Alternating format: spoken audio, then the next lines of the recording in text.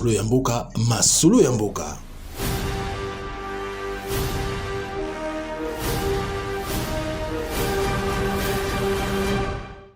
Masolo ya mboka moko ya ba émission na bino bolingaka mingi, émission na bino ezalaka wana pona kopesa bino actualité nyonso ya mboka na biso. Lelo na kati ya masolo na biso na yambeli bino bongo mwana mboka o azali représentant ya ba chef coutumier teke, o azali susu ambassadeur ya royaume teke. Mwana mboka Martin Lete elongo nini tokobeta masolo na biso ya lelo. Mwana mboka Martin Lete na peso mbote na wa. Mbote mama journaliste. Boni Kimia muke ezali te na kata mboka puisque tozana matanga. Bozana matanga tokuti awa na lobito beta mwa lisolo na biso ya lelo tokozwa mwa ta mingi te. Yebisa biso na mwana mboka Lete. Mo confusion zokote la batu. Na makambo etali ba chef coutumier. Lelo masolo na biso balobi mama Frida olobaka masolo politique mingi olobaka masolo ya mboka. Mais lelo tala na mupanzi ya ba chef coutumier. Lokola nakutani na yo na lobito beta masolo na biso ya lelo to lobela la likambo ya ba chef coutumier. Yebisa na biso na pouvoir wana ya ba chef coutumier. Ba bota makanango ou soit soki okoli nde ba kopesa yo comme chef coutumier. Merci mama journaliste. Na mutuna na okitoko tuni. Pouvoir traditionnel o ba bengi ba chef coutumier ba bota makanango. Parce que na libota okoki kozala na mbongo okoki kozala na makambo ebele mais soki obota maka na yango te moya ba pesa pe yango ezate. Parce que zana ba critère na yango o ba pesa ka bokodi poza la chef coutumier. Alors mais lelo toza komona pouvoir na biso za sus na tina te. Pourquoi ba politiciens ba komi ko nommer ba chef coutumier. Yango nde eza ko bebisa pouvoir oyo moyen makambo malamu esala na mboka ezate. Tant que politique contre le pouvoir traditionnel, makambo nyonso to na mboka ebebi. To uti koroka olobi ba critères ezalaka pona kopesa pona kozala chef coutumier. Mais awa otaki pe lisusu kolobolobi ke pouvoir babota manango. Moi inteke place on moko sali confusion. Eza confusion te mama journaliste. Confusion te pourquoi? Tango yo ozobotama soki déjà bokoko na yo ese pona ki na libuma mama. Même ozalaki wapi fozonga. L'air yo komi place wana na makambo oyo yo botama na yango oyo eza kotinda ke mutu na fazala donc to botama kana yango so balobi ke ba nomo yo ko nome okofana na batu malamu te yango nozo mona bamboka nyusto zo bima ba dédoublement ba chef coutumier ba conflit ba pouvoir traditionnel c'est à cause ya kowelana parce que tango yo zo kowela bokonzi wana eza yo te tango botami okokoka nango te tango yo botami na yango ba poni uta libuma mama leri oza ko bima oza na ba principe nyonso tu obotami comme chose à la chef coutumier tango pe komi na tour na yo ba koya ko désigner kaka yo que non biso to ligika moto boypo afanda kana batu malamu alia kana batu aza social tout ça bona boy ba bota makana yango babota makanango to yokio bien mais ba critère nini oh bien ba différence nini to koki komona que non celui-ci c'est un vrai chef coutumier oyo azaka ka chef coutumier moko ya maloba moi différence ni toko yeba place wana oyo mwana mboka ko vanda bwabino oyo je suis devant un chef coutumier oyo azana ekaka mutuka ba lokoti na nzela ba mpesi comme chef coutumier. Un chef coutumier azalaka orgueillete. Un chef coutumier azalaka ndokite. Un chef coutumier azalaka moyibite. Un chef coutumier azalaka mutalo kutate. Un chef coutumier azali muto asangsaka batu. Un chef coutumier ezali muto yo ali akana batu. Un chef coutumier akoki kozala lolendo te. Ba bloko wana nyonso tu eza kopesa valeur ya pouvoir traditionnel. Puisque les chefs coutumiers c'est qui? Ezali muto yo aza kosangisa libota na ye, aza koyeba kofana na batu, aza koyeba kobomba biloko na bango ya bokonzi ya mboka, ba mabele ne ko respecter, voilà un chef coutumier. Ezali te ko lelo ba peso bokonzi okomi okoko somba kintuka okoko sala boy non normalement un chef coutumier azali rassembleur o ayebi ko sang sabatu o ayebi ko fana na batu o ayebi ko sal sabatu o ayebi ko lia na batu c'est lui là le chef coutumier nakala ezalaki pona komona chef coutumier ezalaki pasi ezalaki soki likambo be mbebe komi na mboka il faut okende koluka ba chef coutumier mais lelo bokomi changa lelo komi partout boza ba chef coutumier yebisanga na mwana mboka Martin et loko nini comme si bino bokoma lelo tchanga tchanga par-ci par-là. Ce n'est que normal. Oyo aza koyokana na général. Oyo aza koyokana na magistrat. Oyo aza koyokana na banani, na ba ministre. Oyo kuna aza koyokana na famille fulani. Yebisanga batora nyutulaire bazo wela bokonzi na kati ya mboka na bango malamu ekoki kobima te. C'est-à-dire bazo koma neti mboka bilaka te, bazo koma mboka malédiction. Un chef coutumier babengaka aya te bapeso bokonzi ya famille oyo botama nango. Donc vous avez le pouvoir de maudire et de bénir. Ce qui est au lobby et au salam. Ce qui est au lobby et au salam, c'est que bakoko na yo na nzambe na yo baza kati na yo bakopesa yo oyo nyoso tozoloka. Ezate kono un chef coutumier ba chef coutumier baya boldu bolati bilamba ba chef coutumier oza na autorité moko te et puissance moko oza na ngote moyo sala makambo bonga na mboka ezate. Na kala lisusu to bandaki omona kaka nazozongela kana makambo kala tozosala ba allusion ya lelo. Chef coutumier azalaki mutu o azosolola na bakoko si ceux qui donc tolobaki représenter bakoko. Mais lelo to komi omona bino ba chef coutumier ceux qui ba bengi bino bo sala bo représenter likam et comme kindoki ezali su bakoko te. Yo zali awa ta représenter ba chef coutumier teke umu yebisa biso. Na ndengo yebo ba bengo na cérémonie moko représenter bakoko. Mais to komi omona comme ezali su représentation mais comme kindoki. D'abord, un chef coutumier sorcier, ceux qui va kangi ou longolio. Na principe n'a pas teke ou. Chef coutumier, kindo kinabiso c'est quoi? C'est la communication avec les ancêtres. Prière oyo nga na osala da bakoko na ngai. So na nasala déplacement na yebisi bakoko na ngai. Bakoko lobi nga na kozala na mboka te na kobima. Tozala boy passe za la te malade ya te na kata mboka boy. Je suis en communication avec mes ancêtres. Oh, na koye bisa bango bakoyoka. Mais yo ceux qui ba nommer qui ba désigner to ba bois qui sont kazala chez coutumier personne. Yo ko se communiquer na nani. C'est-à-dire puissance na biso ezali ya bondoki ya lobaka tata na maman na babota ki ondoki. L'air aussi sous pouvoir traditionnel okoko banako sala mais ceux qui kaka ba remarquer likambo ya bondoki kati na yo okolongwa. Yo ndo za bolingo yebisanga ko sana kindoki te. So na lobi peke na zana kindoki to ko croire ngai te. C'est-à-dire conscience des ngai na bakoko na malembe. Oui, oza chef coutumier. Naza chef coutumier. Osolola kana bana na bakoko. C'est-à-dire so na yebisi na laki bakoko na la prière c'est quoi? Est-ce que nzambe to mona kai? Pourquoi to ngai biano na yo? Ya ngana na lobi ke nzambe to mona kai te. Mais toza ko sambela. C'est-à-dire vous êtes sûr que l'air ngana zo sambela nzambe wa créanga za koyoka. Nazo bandela su mutuna na ngai. Olingo yebisanga ke yondo za chef coutumier boy. Caméra tala ngai. Olingo yebisanga ke yondo za chef coutumier boy sana kindoki te.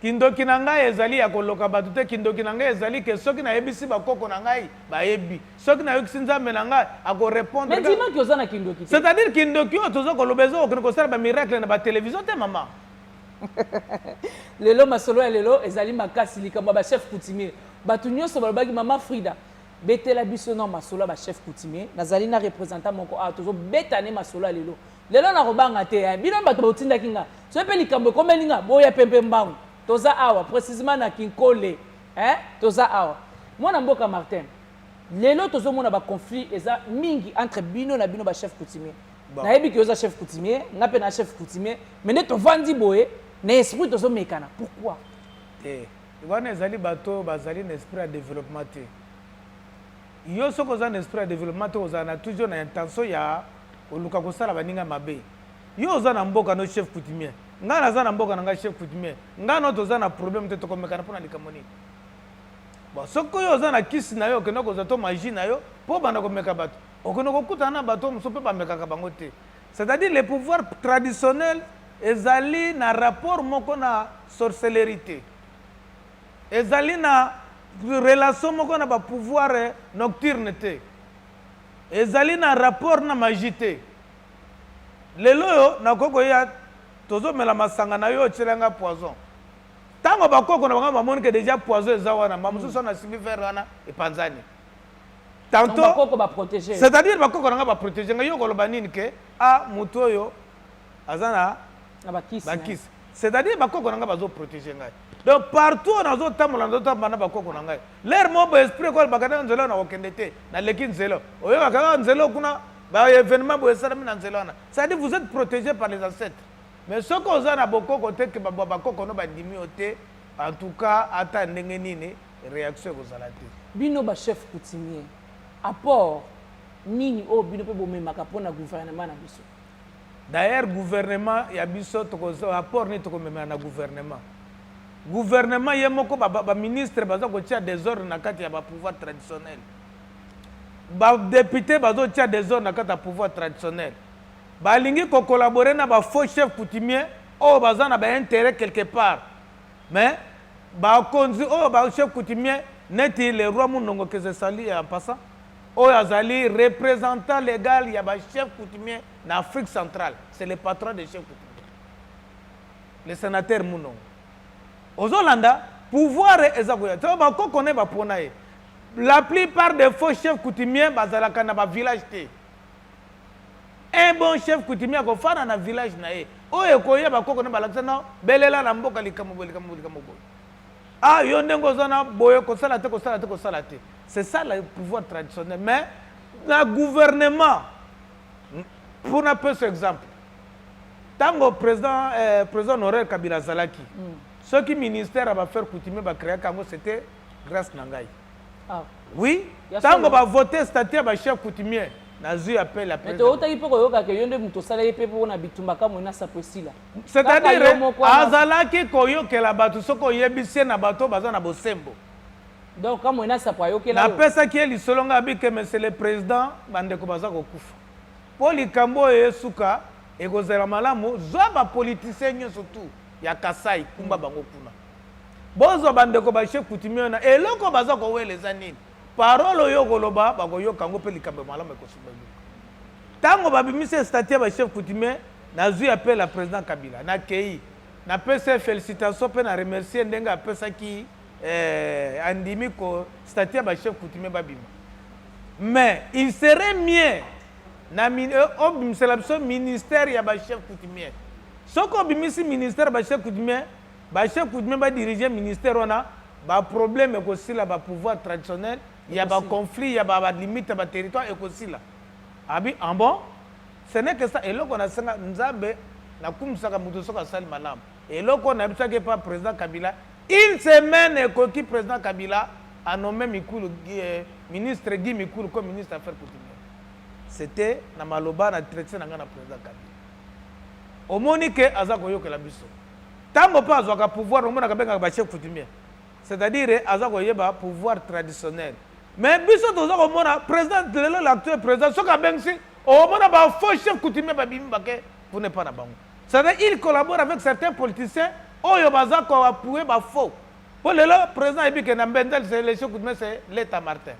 Ayebi na kindobo se barenka po azana ba kambo ezana ba village na biso.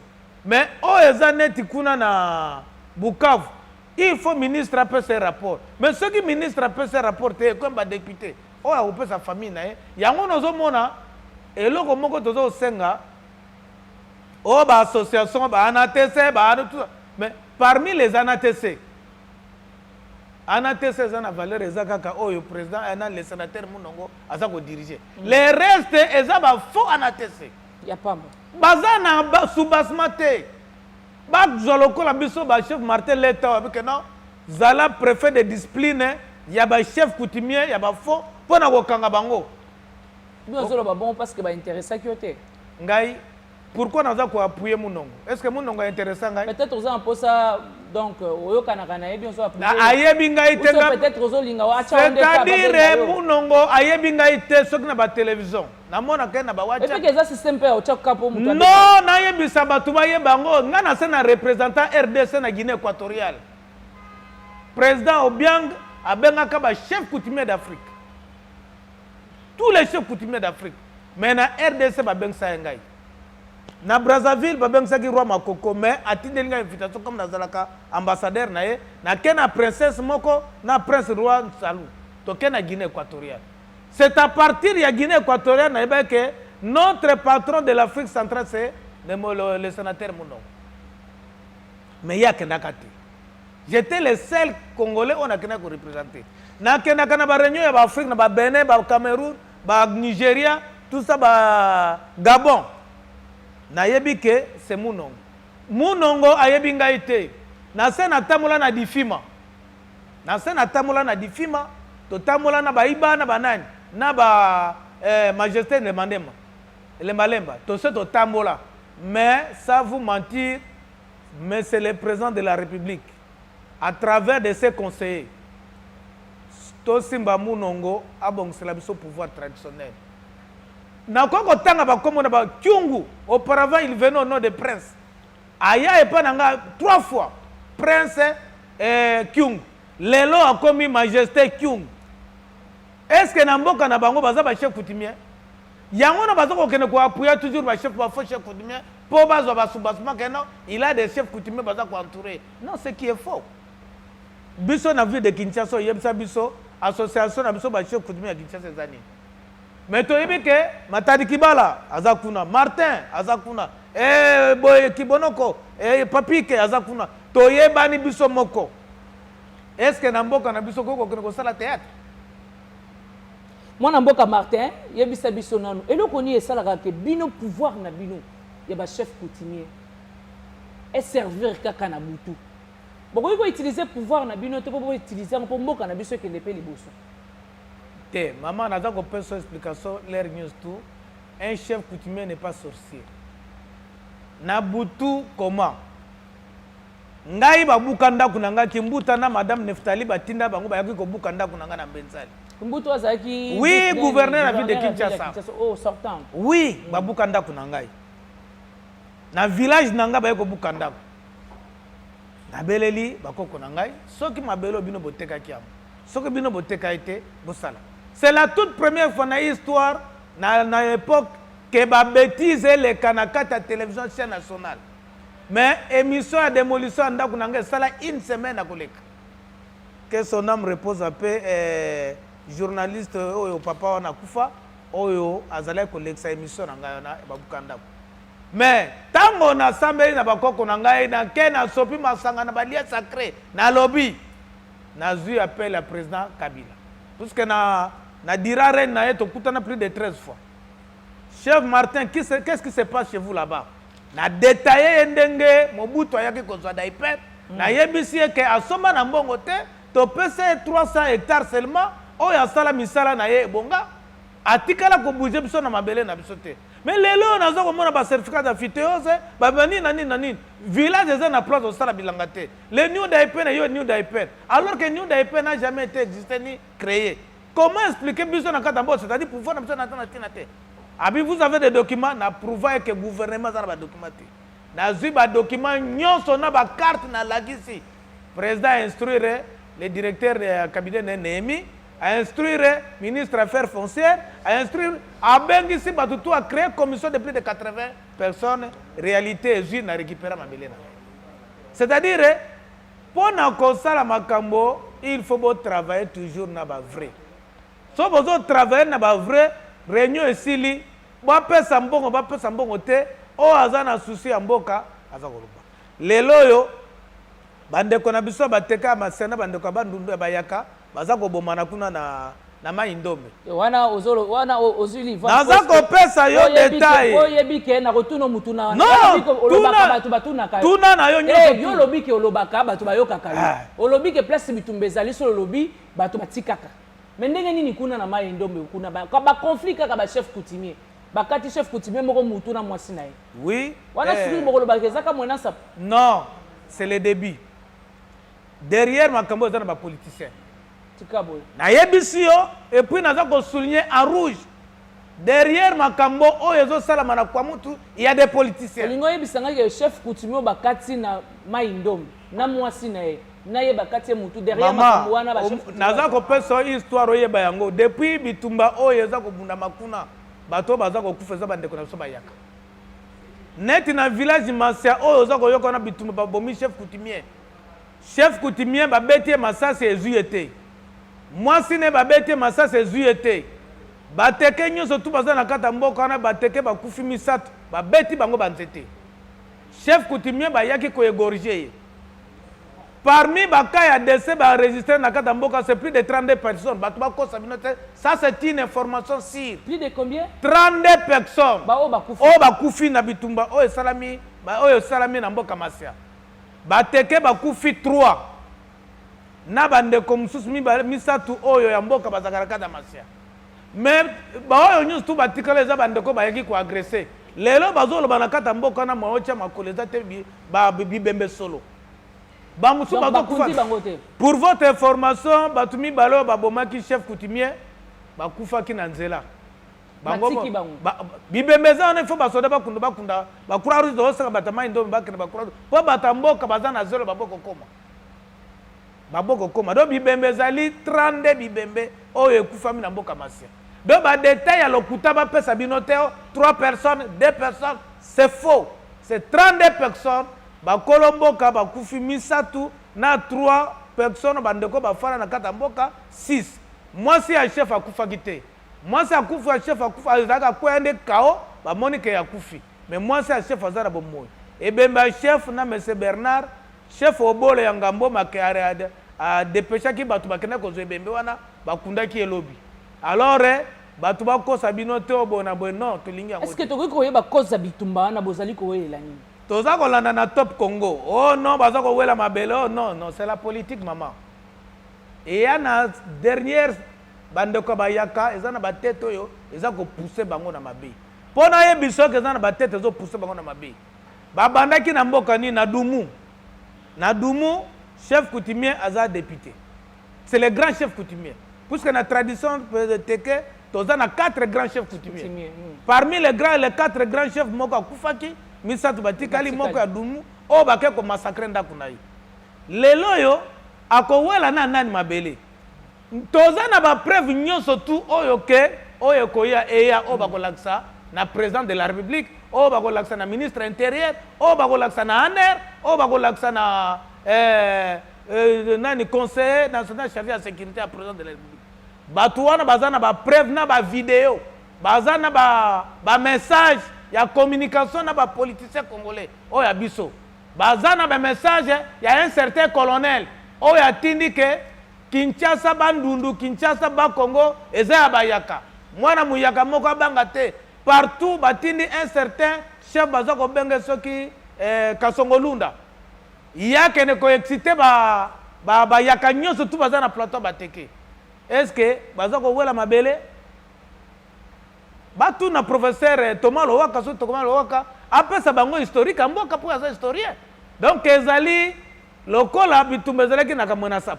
Bitumbezalaki na Yumbi. C'est quoi place bitumbezalaki te ba politicien musu ba comme constat la ke ba sacrifier bato. C'est ça. Parmi bitumbandenge bandiko bimwana toko ko zo déjà à peu près 50 ou 60 et que ba cas de c'est ba enregistré. Mais ba teke ba kufika à 6 seulement.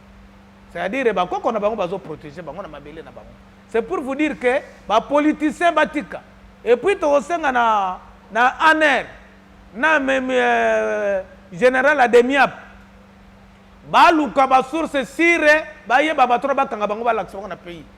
Bato bazo ka sacrifice makila batu mwana mboka Martin Leta o Monique ozali na kanda makasi surtout likambo etali bitumba na chef coutumier moko o ba uti obima mais tant moto zotala makambo nyonso na bien makila ya bato ezali kotanga bato nyonso wana bazali kokufa bino siko bakumu fumu abenga bino bakumu non nkumu eza na lingala fumu ezali na bino siko bakumu tango bozo vanda bo Monique makila ya bato nyonso wana itangi esala kabino ndenge mama tango ozusuko ki chef coutumier na oche mupanzi ozongi mutu normal esala kabino ndenge omoni makila esopanaka pamba te batu ebele na ba doctrine na bango ba koti ba science occulte balingi sacrifice abatu sacrifice on ekoya na ba makila abatu kufa bazo kotala milliers nini tokoko sacrifier ma makila abatu alors un chef coutumier alingaka makila esopana te surtout likambo ya makila ya chef coutumier babomi ba chef coutumier bateke ba ko agir omoni eloko na so ba sisango te ke gouvernement azui ba dispositif te tribu teke na tribu ya kabalimba kabwana alors que baza bato babalana baza bomoko bafanda mais moto aza ko excité ona soki baluki ba kanga ete ekoluka rebellion makasi to bateke ba okota so na mabela ba yakate to ba yaka ba okota so na mabela bateke te alors mboka ezalaka ndenge wana te fumu aza fumu asangsaka bato eloko ekeiti à tel point maman journaliste bandeko wana babengi baza na ba video baza na ba message baza na ba biloko news tout oyo bandeko baza en communication avec ba autorité yaka o baza na kata Kinshasa bango moko balobi baza koya kopesa ngo et pas président de la République président yamba bango bazo kuta na ministre intérieur pas yamba bango même en complicité avec l'air commissaire de district ce commissaire de district na bango ya territoire ya Kwamutu baza ko détail biloko news tout ba soda ba ya na Kwamutu kinonga tindi ba soda ba kende kuna ma afandi si ba soda transport exact ba soda ba kufi de capitaine na mboka ya kuna likolo ya Ngambomi deux capitaines plus 3 adjudants chefs na ba élément mususu aucune réaction c'est-à-dire yepa yeb makamona yangona toza ko senga na ministre intérieur ba révoquer nani administrateur du territoire kwa mutu ba révoquer ba kangaye. Merci beaucoup Fumu tokomi na suka masolo na biso mais na gouvernement na biso ya lelo na bokonzi na biso ya lelo eloko nini bino ozali awa en tant que représentant ya bateke eloko nini okoki kosenga na chef de l'état pour acha kimia na bokonzi na bino ba chef coutumier balobi l'homme qu'il faut à la place qu'il faut au moins ministre intérieur azali surchargé na makambo etali makambo ya ba territoire ba makambo mboka ya sécurité na kati ya vie na kati ya province eza ba autochtone senge ba diriger so ba autochtone baza ko diriger ba koye ba souffrance pe passe ya bandeko na bango biso bateke toza boni na gouvernement lelo na place biso bateke senge to bénéficier ezali organisation moko babengi yango so bana kin bakomi ko bénéficier biloko na kombo ya ba autochtone donc association na ba autochtone epesi pitaka confusion alors confusion biso mo bateke tozo zelo ko mokote oui ba député provinciaux tozo ko voter bango ba député nationaux ekomi likama national mais na président ya Seni kadi matoko senga na lera ya kolongwa na lera makamuso ko salama loi eza koloba constitution eza koloba est-ce que Kinshasa ezalaka province ou bien ezali ce qui tobe ngango nini to pesa ngo commune est-ce que na Kinshasa ba autochtone bazala to bazala kate est-ce que chez nous il y a pas des gens compétents au bako ko diriger gouvernement ou bako diriger province ba kabola ou to kabola province à Kinshasa Mayanjili kuna likolo etika la province à Kinshasa kobanda Mayanjili tibo kala place mabela Kinshasa sukaki ekoma province du plateau ozomona teke makambo zolo bane ko senga isusu makile tanga isusu makile ko tanga te pousse to komi ko déclarer ko tozomona na toza ba démini na kata RDC to bénéfice kanelo ko mokote moi lilobano ya suka to komi na suka masono na biso ya lelo lilobalanga ya suka mais c'est l'AG ya ANER mais c'est le général commandant ya DEMIAP mais c'est le conseiller spécial à chef de l'État en matière de sécurité mais c'est le ministre vice-premier ministre intérieur avec le CG et affaires coutumières bozo makambo le devant botalango bosa la délégation ekita bino moko bokene ko vivre ngo ndenge bandeko na biso bazo kufa na est bino moko bokene ko vivre réalité boyeba bato na bandeko bazo ko benga bayebi bato wana bino moko bokita botika ba délégation ya bato puisque boko tina bato baza parmi bato yo bazo sala makambo wana moya boyeba vérité ezate to sukisa likambo hémorragie to kangango lobi ekokomela biso na kata Kinshasa pe bamusu bakoti guerre ekobima na kata Kinshasa ça c'est une information réelle on apesi bino tomoni bitumba ya kamwena sap tomoni bitumba ya Iniele ekomaki tina kata Mbandaka Iniele bakoma tina kata Kinshasa ti bakeneki na ka church mais Bandundu déjà ezali porte d'entrée toyambaki loya ba Rwandais bayaka na ba meme ba ngombe tomonaka yango pamba l'air muzita lobaka si derrière te bande ko na biso bayaka batu wana bakoti na mandoke puisque ba arme militaire eza na kati babomi ba soda réaction exacte na kata pays civil akoko boma 9 soldats toza wapi babomi 9 soldats siko ba population bakokufa combien mandoki wana zo kendo wapi nana za ko ravitaye bango toza la ba réaliste to suksa likambo wana muteka alingaka makila bato esopana te lelo soki bandeko mosusu babengi Kinshasa eza capitale biso tosepela na Kinshasa eza capitale to envie eloko moko te tozongisa mabe na mabe te tozongisa mabe na mabe te lokola babomi chef coutumier biso tokende koboma bandeko bayaka te bakonzi ya leta batala eloko doko batala makambo wana biso tosala vengeance te toprotege bamboka na biso tozalaka ya mawa ya ndeko na biso chef coutumier akufi tosengaki ebembe ya Kinshasa mabanda kosala kodécompose bakundaki ye bozala na esprit ya vengeance te leta akosukisa makambo wana président aza au courant nango baministre baza au courant nango nasengi bino calme ezala en tant que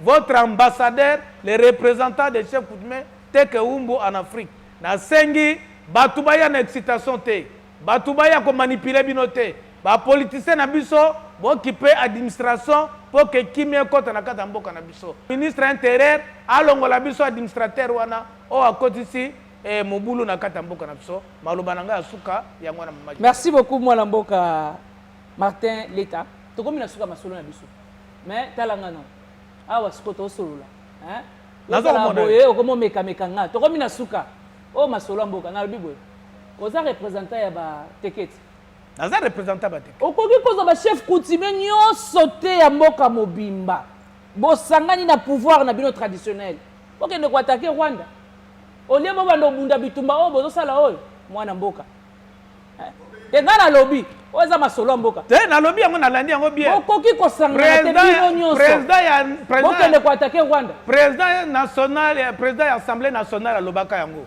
bandeko na ngai ya ba député bozali awa bozali derrière rébellion botika makambo wana bakanga bango ngana aloba makambo ya chef coutumier chef coutumier mabele na masolo la biso tosukisi yango merci beaucoup na balande émission masolo ya mboka toujours tozaka toujours na terrain botinda kinga mama Frida Lukela biso ba chef coutumier likambo ekomo ya makasi bino botinda nga kaka boye ba peuple botinda mwana binoko nde na yebo so nazongi mukuse bolukela ba problème ya Pierre Mwanda yo mutozola nanga pona masolo ya lelo tosukisi yango awa.